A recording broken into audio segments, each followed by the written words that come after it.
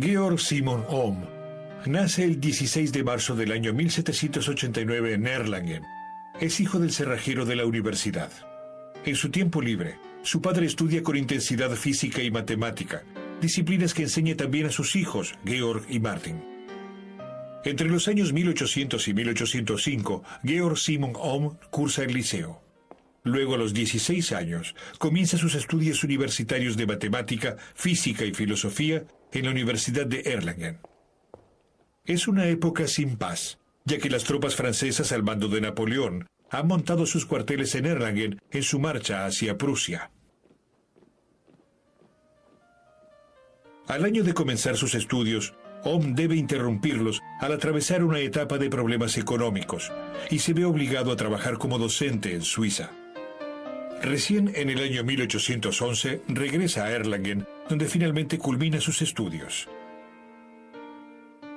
En la universidad publica en su tesis doctoral que más tarde, al postularse para un puesto de profesor en esta casa de estudios, evidenciará algunos errores. Primero obtiene un puesto como docente en un colegio de enseñanza secundaria en Bamberg. Pero Ohm tiene aspiraciones más elevadas. En el año 1817 ingresa también como docente al bachillerato de los jesuitas de Colonia, famoso por su extraordinaria colección de instrumentos de física. Entre ellos se encuentran también aparatos que funcionan con una energía que hace poco tiempo ha logrado ser dominada: la electricidad. Prestidigitadores y feriantes han logrado dominarla velozmente. También los científicos dedican sus esfuerzos a entender con precisión este fenómeno y describir sus efectos.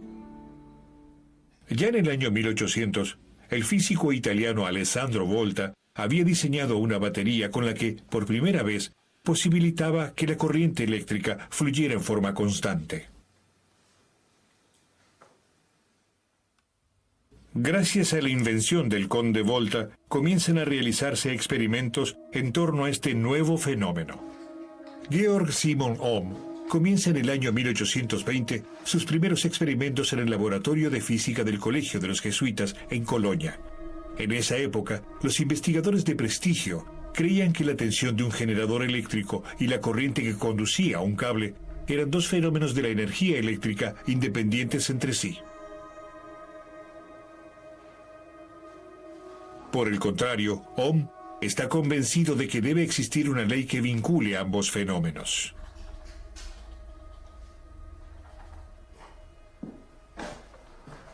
En Colonia, invierte una gran parte de sus ingresos adquiriendo instrumentos de física y química con los que se dedica a la realización de ambiciosos experimentos. A fin de verificar sus hipótesis, hace circular corriente por diversos cables.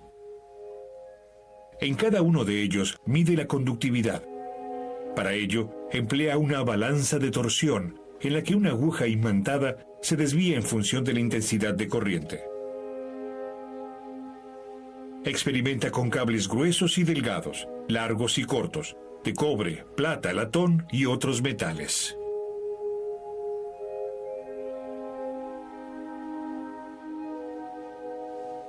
Al comienzo le es imposible verificar la supuesta relación. La causa, Ohm ha empleado como generador de tensión una pila de Volta.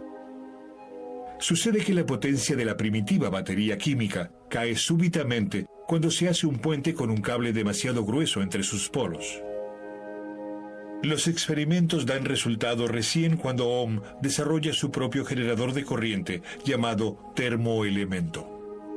La nueva fuente de electricidad consta de un estribo metálico con forma de herradura, cuyos dos extremos sujetan sendas varillas de cobre. Ohm conecta a estas varillas de cobre los extremos de sus cables de corriente.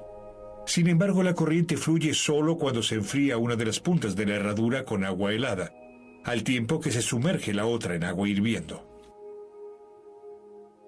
Esto se debe a que los electrones poseen en el metal caliente una energía mayor que en el metal frío. Se mueven con más velocidad y buscan un equilibrio energético fluyendo hacia el extremo frío. Mientras exista esta diferencia de temperatura, la corriente podrá fluir.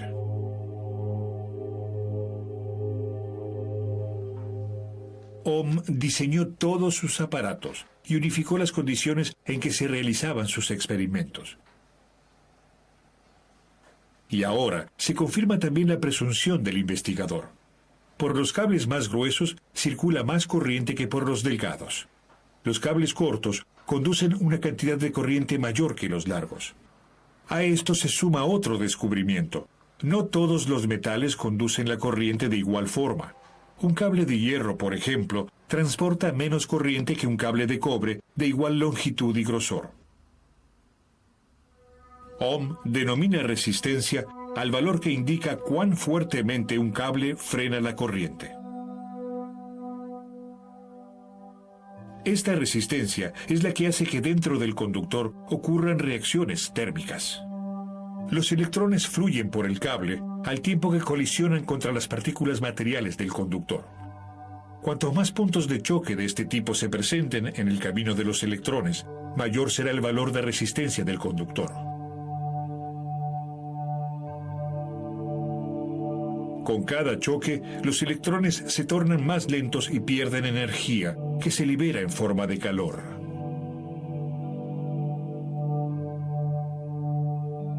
En cables extremadamente delgados de ciertos materiales, esto puede provocar incandescencia, un efecto que se aprovecha para iluminar, tal el caso de las lámparas incandescentes.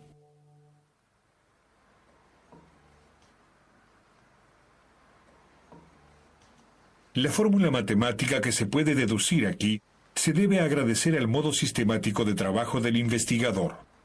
Ohm anota todos los valores de medición en protocolos y deja en cada caso constancia de la longitud, el diámetro y la composición metálica de los cables empleados. Finalmente, de las tablas que se vuelven más extensas con el transcurso de los años, llega a determinar una relación matemática y expresarla como fórmula. La relación entre la intensidad de corriente y la tensión eléctrica correspondiente es constante. Llama a esta relación constante resistencia. Esta fórmula es conocida hoy como ley de Ohm. La resistencia es igual a la tensión dividida por la intensidad de corriente.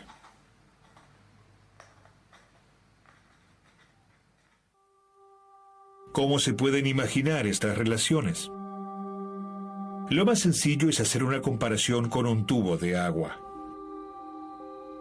La intensidad de corriente describe la cantidad de electrones que circulan en la unidad de tiempo. Comparable entonces con la cantidad de agua en la unidad de tiempo. Cuanto más grueso el tubo, mayor es el flujo de agua, o sea, la intensidad de corriente. Por el contrario, la tensión muestra a qué presión entra el agua en el tubo. Una presión baja, o sea, una tensión baja, significa poca corriente. A mayor presión, o sea, a mayor tensión, fluye más corriente. Por otro lado, también es cierto que para una presión muy baja, puede fluir una gran cantidad de agua en la unidad de tiempo. Tal es el caso de los tubos de gran diámetro. Lo mismo ocurre para la corriente eléctrica. La resistencia determina, si se compara con los depósitos calcáreos en un tubo, cuánta corriente fluye por un cable. Si la resistencia en un cable es elevada, solo se transporta una pequeña cantidad de corriente. Si la resistencia es baja, aumenta la cantidad de corriente. Tras haber finalizado los experimentos eléctricos, Ohm se toma vacaciones en sus investigaciones y en el verano del año 1826 visita a su hermano en Berlín. El científico, quien ya cuenta con 38 años, publica entonces los resultados de sus investigaciones en el libro La pila galvánica, su descripción matemática, que aparece en el año 1827. Georg Simon Ohm sabe que ha hecho un descubrimiento revolucionario, pero aún no puede hablarse de un triunfo del científico. Las universidades alemanas siguen ignorándolo, a pesar de sus esfuerzos por conseguir un puesto académico. Muchos profesores universitarios se burlan de las deducciones matemáticas de Ohm.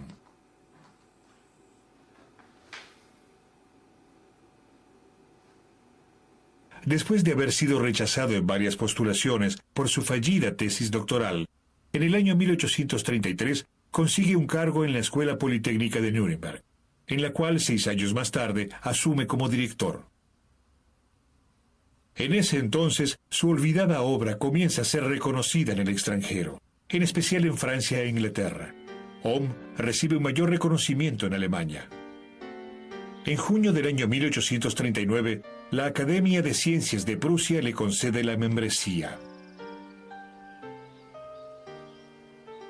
2 años más tarde, se le otorga la medalla Copley de la British Royal Society, equivalente al actual premio Nobel.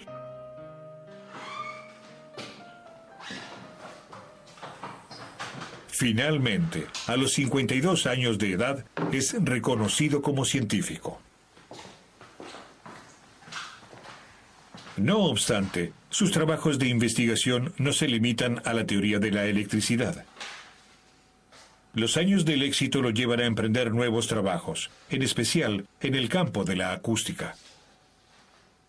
En su obra sobre la definición del sonido, la teoría de la sirena y de los dispositivos generadores de sonidos similares del año 1843, establece por primera vez que un sonido puro es una oscilación sinusoidal simple. Los sonidos no son otra cosa que combinaciones de estas oscilaciones sinusoidales.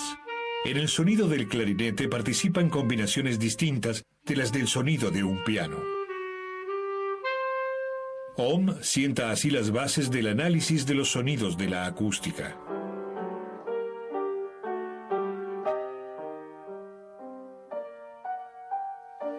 En el año 1850 tiene la oportunidad de hacer realidad su sueño, de obtener un cargo de profesor universitario.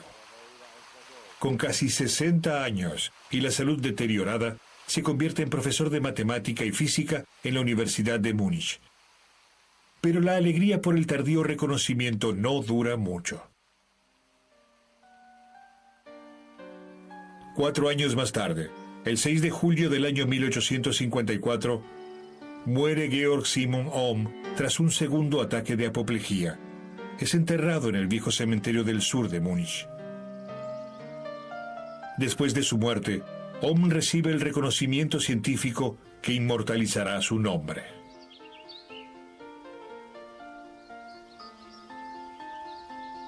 En el año 1881, el primer Congreso Mundial de Electricidad en París determina las unidades eléctricas.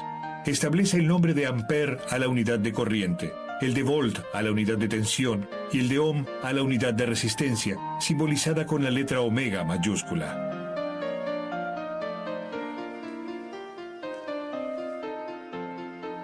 Las investigaciones de Georg Simon Ohm no han sido olvidadas hasta el día de hoy.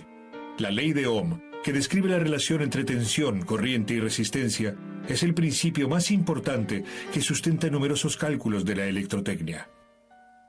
Hoy día, la utilización de la electricidad nos permite disfrutar de un confort que no hubiera sido posible sin las investigaciones de Georg Simon Ohm.